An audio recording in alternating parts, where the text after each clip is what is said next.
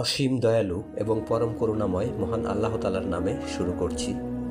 পবিত্র আল কোরআনের ১৬ নং সূরা নাহল, যার আয়াত সংখ্যা ১২৮টি এবং এটি মক্কায় অবতীর্ণ। আমি এই সূরার মধ্য থেকে আল্লাহ তাআলা যে সকল কথা মানুষের উদ্দেশ্য করে বলেছেন তার কয়েকটি গুরুত্বপূর্ণ লাইন উচ্চারণ করছি, আপনাদের চিন্তাভাবনা, গবেষণা কিংবা এ বিষয়ের প্রতি গভীর মনোযোগ প্রদানের জন্য।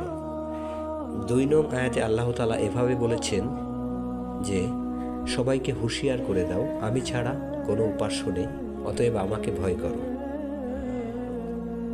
নিশ্চয়ই তোমাদের প্রভু অত্যন্ত দয়াদ্র, পরম দয়ালু।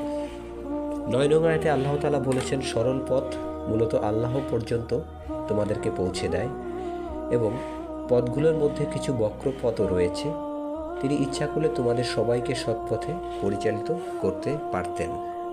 এবং অন্য কোনো এক সূরায় আল্লাহ তাআলা এভাবেই বলেছেন যে তিনি সবাইকে পরীক্ষা করবেন। সূরার ১৮ নং আয়াতে আল্লাহ তাআলা বলেছেন, যদি আল্লাহর নিয়ামত গণনা করো তুমি শেষ করতে পারবে না, নিশ্চয়ই আল্লাহ ক্ষমাশীল, দয়ালু। এবং আল্লাহ জানেন যা তোমরা গোপন করো এবং যা তোমরা প্রকাশ করো। ২২ নং আয়াতে আল্লাহ তাআলা বলেছেন, তোমাদের ইলাহ একক ইলাহ, অনন্তর। যারা পরকালের জীবনে বিশ্বাস করে না তাদের অন্তর সত্য বিমুখ এবং তারা অহংকার প্রদর্শন করছে।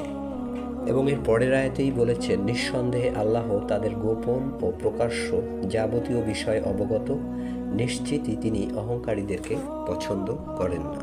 ২৮ নং আয়াতে অত্যন্ত গুরুত্বপূর্ণ একটি কথা আল্লাহ তাআলা এভাবে বলেছেন যে, ফেরেশতারা যখন তাদের জান এমত অবস্থায় কবজ করে যে তারা তখন নিজেদের উপর জুলুম করছে, অর্থাৎ তারা শিরক করছে, কুফরি করছে বা অস্বীকার করছে এবং অন্যায় কাজে লিপ্ত রয়েছে, এমন সময় যখন ফেরেশতারা তাদের জান কবজ করে তখন তারা আনুগত্য প্রকাশ করে এবং বলে, আমরা তো কোনো মন্দ কাজ করতাম না। এর প্রতিক্রিয়া আল্লাহ তাআলা এভাবে বলেছেন, হ্যাঁ, নিশ্চয়ই আল্লাহ সব বিষয়ে অবগত আছেন যা তোমরা করতে। অতএব জাহান্নামের দরজাসমূহে প্রবেশ করো, এতেই অনন্তকাল বসবাস করো, আর অহংকারীদের আবাসস্থল কতই নিকৃষ্ট। এবং সূরার ৪০ নং আয়াতে আল্লাহ তাআলা তার নিজের সীমাহীন ক্ষমতার মহাপরাক্রমশালী সত্তার কথা উল্লেখ করতে যেয়ে বলেছেন, আমি যখন কোনো কিছু করার ইচ্ছা করি তখন তাকে কেবলমাত্র এতটুকু বলি যে হয়ে যাও, সুতরাং তা হয়ে যায়। এটি আল্লাহ তাআলার ক্ষমতা